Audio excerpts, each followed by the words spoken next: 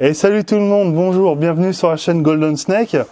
Donc voilà, on se retrouve encore aujourd'hui chez Richard Dijoux, où il a hiverné donc ses Pantherophis guttatus. Donc voilà, je tiens à m'excuser d'avance, ça fait 2 mois que vous n'avez pas eu de vidéo de notre part. C'est nul, c'est pas bien. Nul. Voilà, mais bon, on a été pas mal occupés, donc voilà. Donc écoutez, j'ai laissé Richard vous expliquer tout ça, et on se retrouve tout de suite après le générique.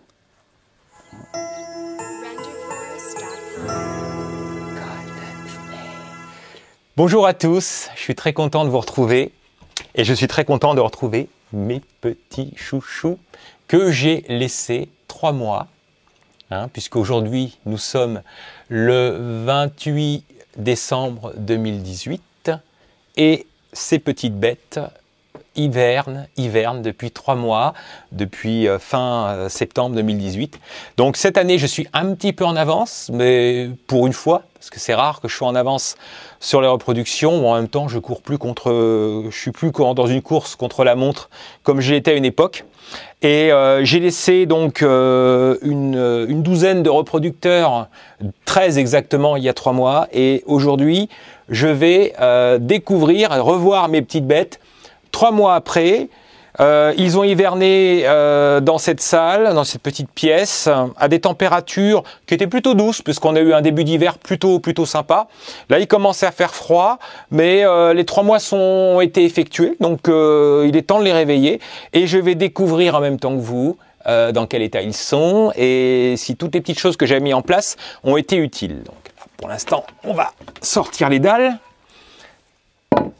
Voilà. En espérant ne pas avoir d'évasion, mais logiquement, il n'y a pas de raison. La petite nappe qui va bien, qui va être de nouveau remballée et servir l'année prochaine. Et là, premier tour donc d'horizon. On regarde un petit peu, ça a l'air d'aller. Il y a des bassins propres, des bassins sales, il y a des litières propres, des litières sales. Il me semble voir une mue. Eh bien, je suis très content de retrouver ces petits chouchous. Voilà. Mes reproducteurs, alors, tout le monde ne va pas reproduire, j'en fais très peu cette année, mais en tout cas, c'est toujours un grand moment pour moi parce que je suis content de les laisser, parce que c'est un rythme naturel, mais finalement, je trouve que ça a passé vite les 3 mois, mais je suis quand même très content de retrouver mes magnifiques couleuvres américaines. Et on va réinstaller tout ça, je vais monter là-haut dans ma petite pièce d'élevage et je vais vous expliquer un petit peu comment je réinstalle ce petit monde. Ça a l'air de bien aller, tout le monde bouge, donc c'est l'essentiel et je suis super content. A few moments later. Nous revoilà dans la pièce à reptiles où on a remonté donc les petites Pantherophis de Richard. Donc là c'est le moment, tu vas nous montrer tout ça un petit peu. Ouais. Bon, je vais essayer de pas trop papoter, mais un petit peu quand même. Je suis tellement content de retrouver mes reproducteurs. Alors quand j'y mets reproducteurs, tous ne vont pas reproduire. Il y a des animaux qui sont âgés, que je ne reproduis plus, mais pour lesquels je fais quand même une petite période d'hivernage. Il y a des animaux qui sont capables de reproduire, mais que je n'ai pas envie de reproduire cette année parce que j'ai eu ce que je voulais. Et puis il y a quelques petites bestioles qui ont déjà reproduit, que je vais continuer à reproduire. Et certaines femelles, notamment, qui n'ont jamais reproduit. Et ça va être pour eux, comme pour moi, une grande première. C'est toujours un immense plaisir de laisser ces animaux, de mettre ces animaux en hivernage, parce que, comme je vous expliquais dans la vidéo précédente, j'aime le côté saisonnier, j'adore ça. Tout ce que j'ai fait dans ma vie était plus ou moins saisonnier, et finalement, l'hivernage, c'est quelque chose de tellement naturel. Mais alors, 3 mois se sont écoulés, en même temps, ça a passé très vite, mais en même temps, je peux vous dire que les 2 dernières semaines, je comptais un peu les jours. Alors, je comptais les jours, je suis pas une journée près, j'aurais pu les réveiller le 10 janvier, mais voilà, j'estime que 3 mois, c'est bien. Tout à l'heure, j'ai regardé vite fait l'état des boîtes, tout avait l'air de bien aller. Maintenant, il y a des boîtes qui sont sales, il y a des boîtes dans lesquelles il y a des bassins qui sont crades, d'où l'intérêt d'avoir mis plusieurs bassins. Il y a des animaux qui ont mué aussi pendant cet hiver, d'où ce que je vous disais avant par rapport à l'activité des animaux. Ils ne sont pas comme la marmotte, ils hibernent pas, ils sont vraiment actifs, même s'ils sont moins actifs, ils bougent quand même. Et là, alors je ne vais pas vous saouler avec les 13 boîtes, hein, mais je vais vous montrer une ou deux ou trois petites bestioles que je suis content de retrouver. Allez, cette jolie demoiselle, donc serpent des blés croisé avec serpent ratier des plaines, Pantherophis guttatus croisé Pantherophis semori. Ça y est, la lumière se réveille. Voilà, qui est, oh là, c'est formidable. Je me demande même si elle me fait pas une ovulation. Elle a le ventre. Et tu le vois où? Je sais pas, je le ressens. C'est difficile à dire. Elle a un ventre qui est bien proéminent, qui est gonflé de manière régulière. Ça, c'est quelque chose. On dirait qu'on lui a mis un peu d'air dans le ventre. Il faut bien imaginer que c'est une bête qui n'a pas mangé depuis quasiment 4 mois. Vous vous rendez compte des bêtes qui n'ont pas mangé depuis 4 mois et qui ont cette forme-là? Ça veut dire que les hivernés à température fraîche, pendant 3 mois, ne leur posent aucun souci. Il n'y a quasiment aucune perte de poids. Et là, j'ai vraiment l'impression, peut-être que c'est pas ça du tout, mais j'ai dans l'idée que cette demoiselle-là, je vais lui proposer un mâle très rapidement, parce qu'elle est vraiment... Et c'est la première que je sors, c'est formidable. Donc, c'est une Ultramel Okiti 100% hétéroscales, croisée porte et fenêtre, entre guillemets, intérieur cuir, tout ce qu'on veut. Mais en tout cas, voilà, c'est une magnifique demoiselle. C'est son premier hivernage, et elle a parfaitement réussi cette période. Elle est plutôt cool. Ouais, quand je sors des bêtes d'hivernage, ils sont pas toujours très contents de me voir. Ils disent qu'est-ce qui m'embête celui-là, ça y est, j'étais tranquille. On les réveille parce que quelque part, même s'ils dormaient pas, il fait frais en bas. Là, on passe à une température quand même plus élevée. Il doit faire 23-24 degrés. Je vous en parlerai tout à l'heure pour les températures. En tout cas, voilà, je suis fou. Et en plus, alors je sais pas si c'est moi, parce que dans ma tête, je suis pas tout seul des fois. Hein. Je sais pas si c'est moi ou j'ai l'impression que quand elles sortent d'hivernage, elles ont des couleurs plus vives. C'est peut-être moi parce que ça fait longtemps que je les ai pas vues. Mais j'ai cette impression-là qu'elles ont des couleurs de folie. Alors c'est marrant. Est-ce qu'il y a eu une mue? Parce que des fois il y a des mues. Hein. J'ai vu des boîtes. Non, là je vois pas de mue. Ça a pas l'air. Mais par contre, elle est étonnamment ronde. Alors j'avais bien nourri aussi avant. Donc voilà, j'ai une des bêtes que je vais reproduire. Je vais avoir des beaux serpents nus avec elle. Et elle n'a pas trop sali la boîte, hein? Non, non. Alors ça, on a de la chance parce que certaines autres boîtes, j'ai regardé vite fait. Ouais. Les bassins, pendant 3 mois. Alors, je conseille pas forcément de le faire parce que c'est quand même bien de jeter un petit coup d'œil. Moi, je fais confiance dans mes installations, dans mes animaux. Peut-être à tort d'ailleurs, parce que je peux un jour avoir une mauvaise surprise. Moi, je vous assure, pendant 3 mois, je n'ai pas regardé mes animaux. Ils ont été dans le noir, dans une semi-pénombre, avec le nombre de bassins, la préparation comme il fallait, et j'ai quasiment jamais regardé des animaux, je ne sais pas pourquoi. Par expérience? Je sais pas, parce que ça me gave de le faire, je sais pas. Et je fais confiance. Je laisse le destin des animaux, et en ayant quand même préparé les choses, un peu au sort d'hivernage. Pour moi, l'hivernage, c'est quelque chose... Si on doit perdre des animaux en hivernage, c'est quelque chose qui va me poser problème, me gêner. Mais je préfère perdre un animal lors de son hivernage qu'un animal que je m'occupe tous les jours et qu'on va avoir un problème et qui va décéder.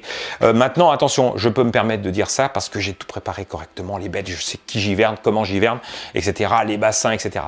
Donc, là, on a une boîte qui est vraiment nickel, entre guillemets. Évidemment que tout l'entretien sanitaire sera fait dans la journée ou demain matin, au pire des cas. On a des fois des boîtes qui sont beaucoup plus sales. Là, celle-là m'a sauté aux yeux tout à l'heure quand j'ai regardé. Elle est sale et humide, tout ce qu'il ne faut pas, en fait, finalement. Comme de quoi, c'est quand même bien de ne pas trop attendre non plus. Là, on a une jolie demoiselle scales, bon, qui est un petit peu crados, en ultramel. Bon, heureusement que j'ai 4 bassins, parce qu'il y en a un qui est sale. Il y en a un qui est vraiment, où elle a fait une crotte à l'intérieur. Et chose que j'ai oublié de vous dire dans la vidéo précédente, mais qui probablement va de soi, les bassins que j'installe, les petits bacs d'eau, sont des bacs de petite taille. Parce que, vous voyez, cet animal-là, elle est dans une certaine litière qui est un peu humide, qui est sale. Bon, il y a quand même pas mal de quantité. Imaginez si elle avait passé, elle elle a bu, elle s'est baladée, elle était en milieu humide, un peu comme dans la nature d'ailleurs. Hein. Dans la nature, ils sont aussi dans des milieux qui sont variables et qui peuvent être très humides. Imaginez si elle avait passé l'hiver à mettons, 13, 14 ou 15 ou 16 degrés, en se mettant totalement dans un bac d'eau. Elle aurait pu éventuellement attraper, il est possible qu'elle aurait pu attraper une infection respiratoire. Donc, la petite précision par rapport à ce que j'avais omis de vous dire la fois dernière, c'est quand vous hivernez des animaux, mettez des bacs d'eau, mettez les petits pour qu'ils n'aient pas la possibilité de s'immerger entièrement à l'intérieur. Bon, cette demoiselle va très bien.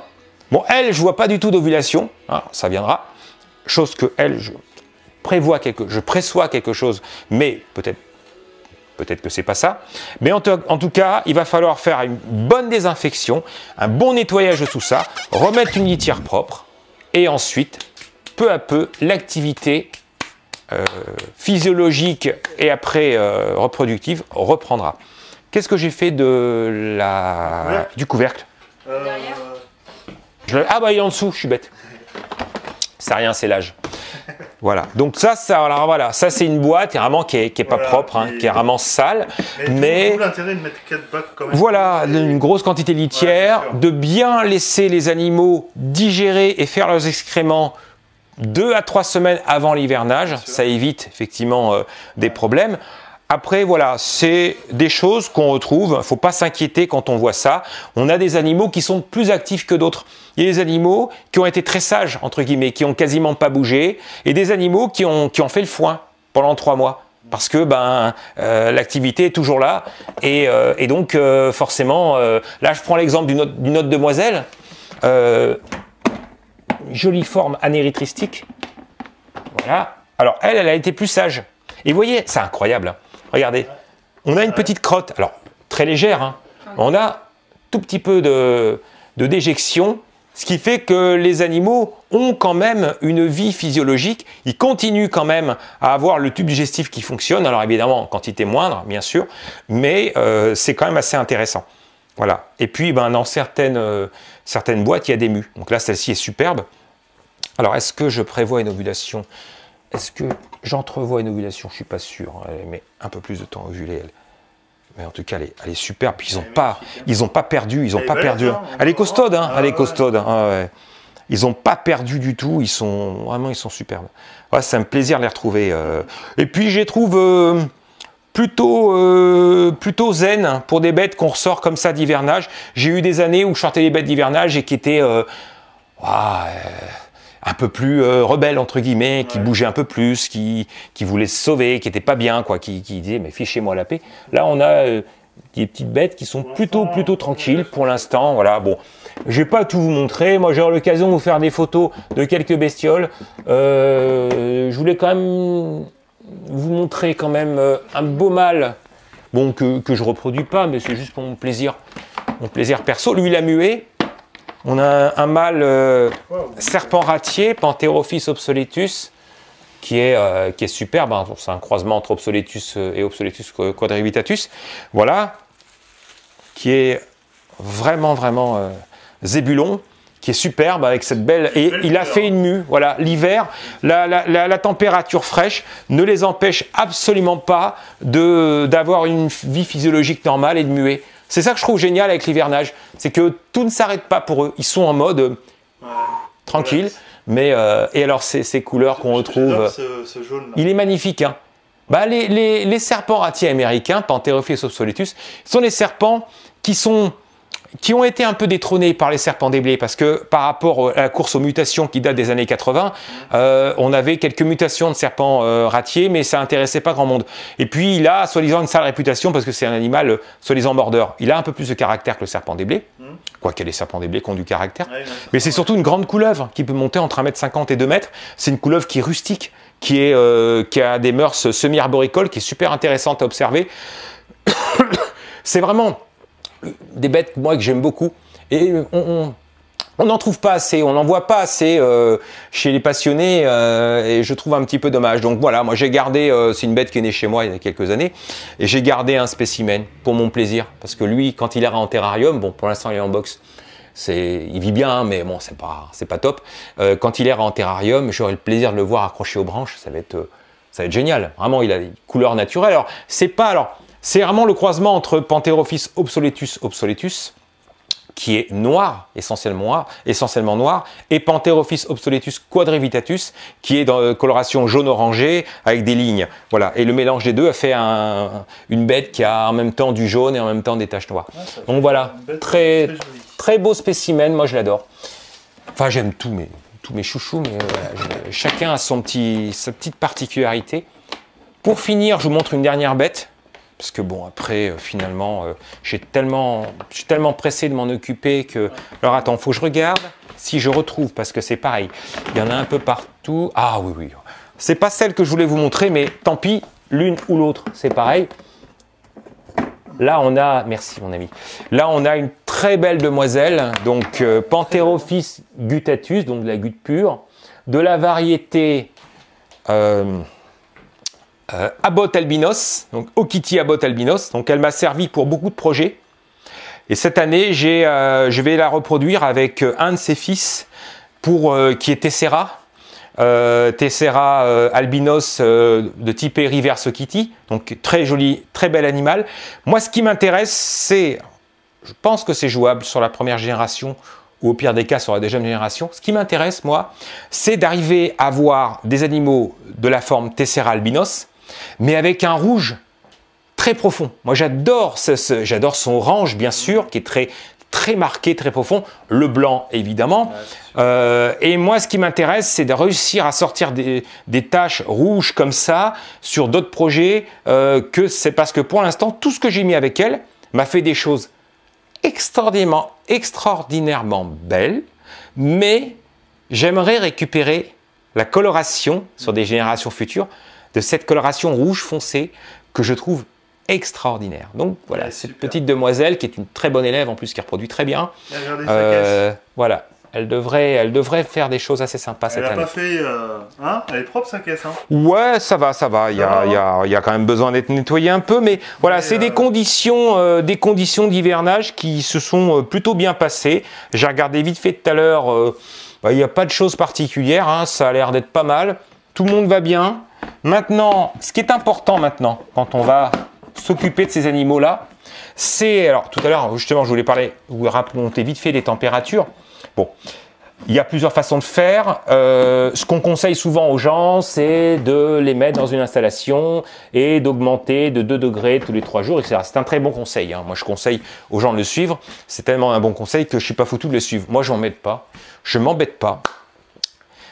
En bas, 16 degrés. Ici, on va dire 23-24. Ça fait quand même pas mal de différence. J'ai pas le choix. Je ne vais pas les laisser dans mon salon. Mon épouse serait pas très d'accord. Donc, ça fait des années que je passe des animaux qui sont à 16 degrés, à des températures comme, on va dire, entre 22 et 24. Je touche du bois. Je n'ai jamais eu aucun problème. Donc, je continue à le faire. L'idéal, ce serait, oui, 16, 18, 20, 22. Ben, moi, je n'ai pas la possibilité de le faire. Après, ce que je fais là maintenant, c'est que je vais les installer. Bon, là, j'ai un chauffage, un radiateur. Il est évident que je ne vais pas les mettre à côté du radiateur. Je vais les mettre de l'autre côté de la pièce où il fait, entre guillemets, le moins chaud. Ils vont rester entre 1 et 2 jours dans cette température-là, température ambiante de la maison, enfin de la pièce en tout cas. Je vais, entre-temps, totalement désinfecter leur bac, parce que ce sont des animaux qui ont hiverné. Ils ont l'air d'aller bien, mais on ne sait pas. Ouais, on ne sait pas ce qui s'est passé. On ne sait pas comment sur le plan physiologique. Donc, il faut redémarrer ça gentiment. Et surtout, il faut que l'hygiène soit totalement propre, qu'on puisse déceler le moindre souci, une crotte bizarre, une coloration bizarre, les choses comme ça. Donc, c'est très important. On a des animaux qui sont... Alors, j'aime pas le terme affaibli. Pour moi, ils ne sont pas affaiblis, mais ils sont, on va dire, légèrement fragilisés par quand même 3 mois de température basse, même si on les a bien préparés. Donc, une bonne désinfection de ce monde-là. On les laisse à température comme ça, 23, 24, pendant encore 2 jours. Et après, je remets ce petit monde dans la batterie, qui est très bien chauffée, hein, puisqu'on a 30 la journée, 25 la nuit. Et on va représenter un repas. Alors attention aux tailles de repas. bon là j'ai quand même, grosso modo, j'ai d'assez gros gabarits, je vais leur présenter une souris de entre 22 et 25 grammes, une souris décongelée. On va voir comment ça se passe. Ils vont manger leur souris très probablement. Alors, il ne faut pas vous inquiéter, de temps en temps, il y a certains animaux qui sortent d'hivernage et qui ne veulent pas manger. C'est normal, il faut un certain temps. En principe, au bout du 2e ou 3e repas, ils acceptent. Après, si ça perdure, il faut regarder quand même l'état de l'animal, s'il n'y a pas un souci, et proposer une proie vivante, parce que ce sont des animaux sauvages, mais on les a laissés un peu tranquilles pendant 3 mois. Donc, ils sont, entre guillemets, il faut leur remettre un petit peu le pied à l'étrier, les réapprendre. Et on a des fois des petits refus de nourriture. Oh, ça m'est rarement arrivé, mais ça m'est arrivé une fois ou deux d'avoir des femelles qui refusent 1 ou 2 repas. Au bout d'un moment, le 3e, ils le reprennent. Ce qui est important, voilà, c'est qu'ils puissent. Bon, s'hydrater, là, il n'y a pas de problème. D'où les 4 bacs d'eau. Là, les bêtes ne manquent. Il n'y a aucun souci d'hydratation. C'est déjà une première chose. De voir leur comportement, de bien les infecter et de essayer de nourrir avec une proie, si possible. On va essayer de décongeler, si ça ne va pas, du vivant. À mon avis, les connaissant, le décongeler, ça ira très bien. Petite proie, et après, on va renourrir régulièrement. C'est important, plus la régularité pour ces bêtes-là, que les grosses proies. Et puis après, on verra, en fonction de l'ovulation, on nourrira un petit peu plus. Il y a des accouplements. Alors les accouplements, on est fin décembre. Hein. Mais les accouplements, je pense que j'en aurai, avec un peu de chance, début février, peut-être en janvier, mais ça m'étonnerait, parce que, sauf celle qui est en ovulation, qui me semble en ovulation, peut-être que ça peut aller assez vite. Mais en tout cas, voilà, pour moi, c'est une nouvelle aventure, comme chaque année. Voilà, alors, très peu de reproduction cette année, j'aurais peut-être avoir 4-5 pontes. Voilà, les pontes, elles ont déjà toutes réservées, donc faut pas, voilà, je donne rien, machin, ou vraiment c'est au compte-gouttes. Voilà, mais ça, vous le savez déjà. C'est pas contre vous, hein, mais voilà, avant j'étais commerçant, maintenant je ne suis plus, donc je ne vends rien, je fais ma sélection et puis on verra ce qui restera voilà, en fonction, et ce sera donné voilà, à des personnes que je connais uniquement. Voilà, et je vais continuer à communiquer sur mon petit mur, mon petit blog Facebook. Et au fur et à mesure de l'évolution des choses, je vous tiendrai informé. Vous verrez des photos, des choses comme ça. Déjà, je vais sûrement vous faire quelques petites photos des reproducteurs une fois qu'ils seront mis au propre. Et puis, bah, ça va être un plaisir. Ça va être un plaisir pour moi de partager ça avec vous. Ah voilà, bah, une petite saison, petite saison sympa. Moi, je suis comme un gamin là. Ah bah, je suis trop heureux. Puis apparemment, tout le monde va bien. Ouais. Tes bêtes. Bah écoute, oui, je me rappelle une époque où j'en réveillais une quantité pas possible, ouais. Mais j'ai plus de plaisir finalement avec une petite quantité d'animaux. Ouais. Je vais reproduire pour la première année depuis très longtemps du Skeles croisé avec du Skeles, enfin Skeles en accouplement. J'ai jamais été très bon. Je connais des personnes comme Stéphane de Reptilis qui fait ça très bien. Je connais d'autres personnes qui en font régulièrement, accouplement Skeles avec des belles reproductions. Moi, j'ai jamais eu trop le truc là-dedans pour la raison très simple, c'est qu'à l'époque, j'étais en train de mettre en route dans les années 2006, 2007, 2008, 2009, je mettais en route des projets entre guillemets génétiques avec des hêtes. Donc forcément, j'avais peu d'occasion de reproduire de la Skeles. Et quand je reproduisais de la Skeles, eh ben, j'avais plutôt des femelles hêtes qui étaient prêtes plutôt que des femelles Skeles qui étaient parties à la vente à ce moment-là. Donc là, aujourd'hui, ben, je repars entre guillemets à zéro, je ne vais pas dire que j'en repars à zéro, mais je vais avoir l'occasion d'expérimenter, j'espère avec succès en tout cas, des reproductions entre homozygotes Skeles, donc des animaux nus entre eux. Le petit souci que j'avais rencontré il y a longtemps de ça, après il y a peut-être aussi l'hybridation à l'origine qui peut-être réduisait un petit peu la fertilité ou le comportement sexuel, en tout cas des femelles, en tout cas au niveau de l'ovulation. Ce que j'avais rencontré moi, ce que je pense avoir rencontré comme souci, c'est quand, il y a quelques années, je mettais en route des accouplements Skeles, je trouve que les mâles ne reconnaissaient pas beaucoup l'odeur des femelles. Mais c'était mon expérience. Et je pouvais me comparer quasiment à personne à l'époque. Aujourd'hui, je vois des personnes, des grands centres d'élevage comme Reptilis, comme autres, hein, il y en a même des particuliers, qui communiquent sur des belles pontes de Skeles, des beaux accouplements entre Skeles, chose que moi, finalement, j'ai pas forcément excellé dans cette matière. Peut-être que j'étais pas assez attentif, peut-être que j'avais d'autres préoccupations. Et cette année, je vais reproduire 2 femelles avec des mâles Skeles. Et ça va être probablement un grand plaisir que j'aurai à partager avec vous. Des belles surprises qui vont apparaître. Ouais, des surprises, en tout cas des choses. C'est toujours une surprise SKLS. C'est toujours, il y a toujours quelque chose. Avec de l'œuf, tu sais jamais. Voilà, je fais très peu de choses cette année parce que dans toutes ces boîtes-là, il y a tellement de jolies choses qui me font rêver, qui seront prêtes dans 1 ou 2 ans. Donc finalement, cette année, je vais travailler sur un petit peu de sélection, travailler sur du scale. Qu'est-ce que je fais d'autre après? C'est tout, hein, il n'y a pas grand-chose finalement. Hein. Mais ça me suffit. Ça me suffit parce que c'est quand même du boulot tout ça. Voilà, c'est du taf. Hein. Voilà, et puis voilà, tranquillou. Alors, ça va être sympa. Il paraît que tu as acquis une nouvelle bête. Nouvelle bête. Ouais. Ouais. Alors, Richard, ouais, c'est du palmetto. Hein. Palmetto, alors c'est pas les gâteaux palmito, hein. Quoique. Non mais oui, bah ça fait un petit bout de temps que je laisse cette demoiselle, mais j'avais déjà donné quelques photos, des choses comme ça. Là, je vais vous la remontrer parce que elle est jolie comme tout. Moi, je l'adore. Et puis elle mange bien, elle grandit tranquillement. Voilà. Petite, donc c'est du serpent des blés, hein, Pantherophis guttatus. Voilà. Donc première là, fois qu'on voit en vrai. Il me semblait te l'avoir déjà montré celle-là, mais alors je sais pas si on voit bien là. Fais bien un bon zoom dessus. Voilà, je sais pas si on voit bien, mais en tout cas, moi, elle me plaît. Ouais, elle me plaît, elle se comporte super bien sur le plan alimentaire. Elle digère et elle mange des blanchons. Tu vois, pourtant, elle n'est pas immense, hein, mais elle fait bien, c'est 50 cm peut-être.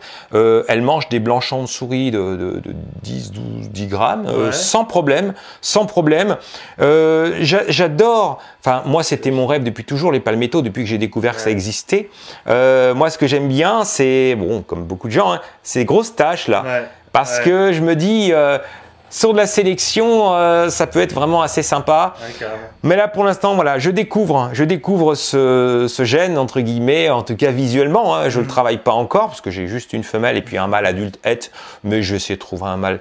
Voilà, peut-être l'année prochaine, je pense l'année prochaine. Voilà, elle vient de chez Rémi Falchi, donc voilà, je suis super content, il est adorable, il est plein de bons conseils. Vraiment, j'achète rarement des gutes, hein, quasiment jamais, parce que j'en produis un petit peu, voilà, pour mon plaisir. Puis j'en ai tellement eu à une époque, mais voilà, c'est la seule gute que j'ai achetée depuis très longtemps. Et elle me plaît beaucoup. Elle mange très bien, elle mue régulièrement. C'est pas du tout un hybride, hein, contrairement à ce qu'on croit. C'est pas parce qu'il est blanc c'est un hybride entre l'Indamérie cystique obsoletus, Pantherophis obsoletus pour les initiés. Non, c'est une vraie gute pure, enfin pure. En tout cas, c'est un serpent des blés, une mutation qui a été découverte entre guillemets dans la nature, qui n'a été créée par personne, en tout cas imaginée ou combinée par personne. Et c'est assez intéressant de savoir que dans la nature, dans certaines conditions, il se passe des choses incroyables. Comme de quoi, c'est vrai que les chances de survie sont forcément moins importantes sur une bête comme ça, mais elles existent quand même. Alors, quand je dis dans la nature, les premiers spécimens ont été découverts dans un bâtiment agricole, voilà, pour la faire simple. Hein. Et donc forcément, dans un bâtiment agricole, il y a peut-être moins de prédateurs, et quoique, enfin, ça se discute. Mais en tout cas, voilà, c'est l'histoire des palmettos, ça a commencé comme ça, et puis finalement, c'est un gène dominant incomplet. Et comprendre ce que vous pouvez comprendre, ça veut dire que ça se fonctionne comme du récessif, mais sur les hétérozygotes, on a ceux qui sont hétérozygotes, ils ont une coloration un peu plus claire, un peu plus brillante. Voilà, donc ça reste encore un petit peu à prouver, à découvrir. Moi, je m'en fiche un peu de tout ça. Moi, ce qui m'intéresse, c'est d'avoir un beau mâle et de travailler ça en sélection. J'ai pas encore d'idée. Je trouve que déjà, c'est tellement beau. Peut-être un jour, tu arriveras à sortir du Skyless palmetto. Alors, tu vois, c'est bizarre. Hein. Tout le monde me parle de ça. Et moi, ça me donne pas envie. C'est pas que ça me donne pas envie. C'est que je vois autre chose, moi, pour le palmetto. Alors, évidemment, je dis ça, puis peut-être le jour où je verrai une Skyless palmetto, je ferai... Peut-être, mais je sais pas pourquoi. Déjà parce que tellement de gens vont en sortir avant moi que j'aurais peut-être juste à passer 2-3 coups de fil pour que les gars essayent de m'en vendre une, sans trop m'arnaquer, j'espère. Je sais pas. Moi, quand je vois cette palmetto, moi, je vois un travail de sélection pour lui rendre un maximum de tâches. Alors, moi, je suis un peu débile comme mec, je fais tout à l'envers. Moi, je suis un vrai pervers. Je fais à l'envers. J'essaie de raisonner à l'envers à chaque fois. Voilà. Donc, ça veut dire qu'il y a une palmetto, c'est blanc et des taches. Si on met ça sur du lavender ou de la neri, Ça va être joli, hein. C'est des blancs avec des taches grises, des blanches avec... Ok, mais il y a trop de blanc. Par contre, si on travaille ça, en grosse quantité, peut-être que je serais mort avant hein, d'avoir réussi à faire ça, hein, mais je m'en fous. Moi, il n'y a pas d'échelle de temps, c'est juste la passion, quoi.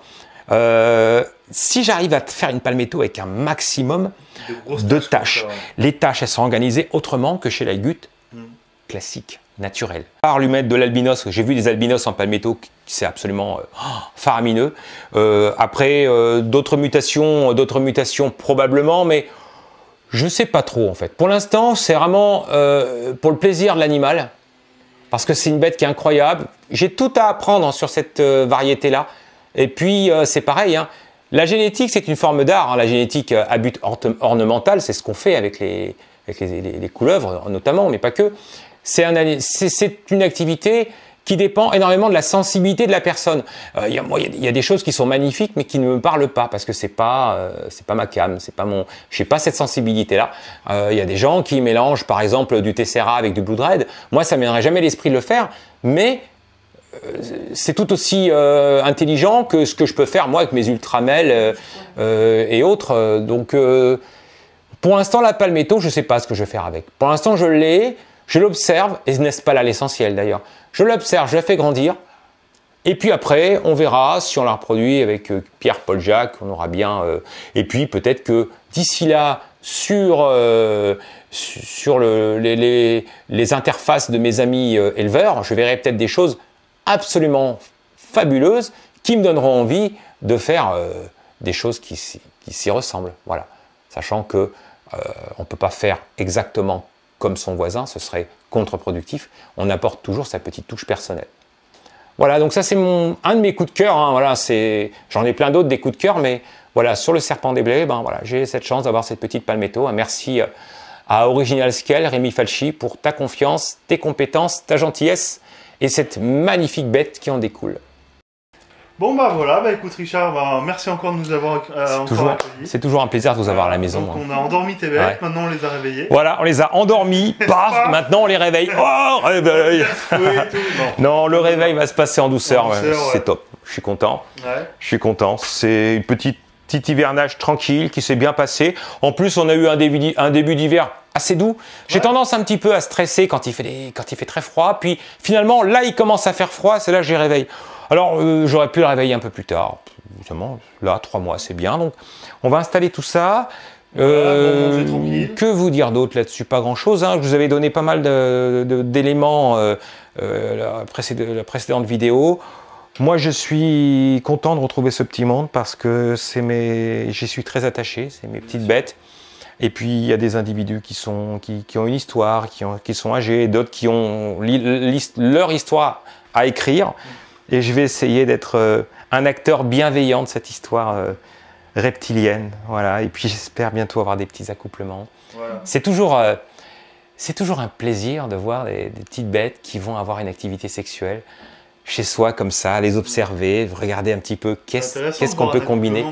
C'est intéressant. Je trouve ça très beau. Des petits soubresauts là comme ça. Je trouve ça très beau. Ouais. Et puis bon, quand on a des petites reproductions à but ornemental, entre guillemets, que ce soit sélection d'élevage ou génétique pure, entre guillemets, c'est souvent un petit peu lié d'ailleurs les deux, c'est toujours génial de voir à quoi vont ressembler les bébés. On a sélectionné le meilleur, ce qu'on pense être le meilleur pour soi, parce que selon un tel ou quelqu'un d'autre, on peut avoir une perception différente de ce qu'on trouve beau. Moi, je suis toujours à la recherche de la perfection. J'imagine toujours le serpent idéal, le serpent qui sort de l'espace. Je suis obsédé par ça. Et j'ai l'impression parfois m'en approcher un petit peu. Et c'est toujours un plaisir, les printemps, quand on accouple les bêtes, on essaie de bien regarder qu'est-ce qui va sortir. Puis après, il y a la gestation, il y a la ponte, il y a l'incubation, où ça, c'est 2 mois, c'est très long, mais en même temps, ça passe vite. Ce qui est intéressant, c'est qu'on voit aussi la femelle dans le terrarium en train de chercher l'endroit où pondre. Bien sûr, moi, quand tu prépares les petites boîtes avec la sphaigne, tu regardes ça, tu comptes les jours après la mue, entre 10 et 15 jours. C'est super intéressant. conserver. Et d'autant plus qu'aujourd'hui, je fais ça en amateur et donc j'ai toute petite quantité d'animaux. Donc, j'avais déjà plaisir à le faire quand j'étais pro à l'époque. Mais aujourd'hui, c'est une petite quantité qui n'a aucune valeur commerciale, que je ne vends pas. Et je suis à 120% concentré sur mes bêtes. Donc, s'il faut faire qu'une ponte, je fais qu'une ponte. Mais si c'est la ponte qui va me faire rêver avec les bébés, et je vois, ça fait 2-3 générations là que je sélectionne mes petites bêtes. Je suis comme un gamin, donc ouais, j'attends ça avec impatience. Mais je vais vous saouler avec mes photos sur mon Facebook, vous verrez tout ça. Et voilà, pour l'instant, désinfection, hygiène. Voilà. On remet ça tranquillement là, c'est à température, ça se passe très bien. Demain ou après-demain, elles reprendront leur place dans les batteries. Et puis, on fera un petit nourrissage quelques jours après. Et puis c'est que du bonheur. Bon, voilà mes petits chéris. Voilà, mais écoute Richard, merci beaucoup de nous avoir reçus. C'est toujours un plaisir. C'est super Merci sympa. de votre gentillesse. Et bah, peut-être une prochaine fois, on viendra filmer tes naissances, ça pourrait être sympa. Ah bah, de toute façon, vous m'avez supporté pour la mise en hivernage, vous me supportez pour le réveil, vous allez encore m'endurer encore quelques fois. Bon, oui, pour les naissances, ouais, ça pourrait être sympa ça. Ça pourrait être sympa, ouais. Ça pourrait être sympa. Alors, il faudra faire un peu de mise en scène. Mais on aime bien ça, la mise en scène. On aime bien. Ce serait marrant de faire un truc sympa pour les naissances. C'est un peu compliqué parce que les naissances, ils naissent pas tous en même temps. et puis ils sont peureux. On va se faire chier en fait. Mais on aime bien se faire chier. Mais on peut essayer de réfléchir à un truc pour les naissances, genre à la Brian Barzik. Wow, I see you, the guys. Yes, I'm going to see the reticulated python. Oh, that's great. Mec, bon, ça peut être un truc un peu comme ça, à l'américaine, voilà, tranquille. Mais ouais, ça peut être marrant ça. Voilà. Je pense qu'on peut faire des trucs. De toute façon, on a plein d'idées. On a plein d'idées, voilà. Avec Richard, on a parlé de plein de projets. Et puis, vidéo, donc, voilà, vous faites des belles vidéos, vous avez du bon matos, vous êtes au top, quoi. Donc franchement, c'est toujours un plaisir. Bah, cool. Bah, pas de problème, no problème, toujours plaisir. Bienvenue à la maison.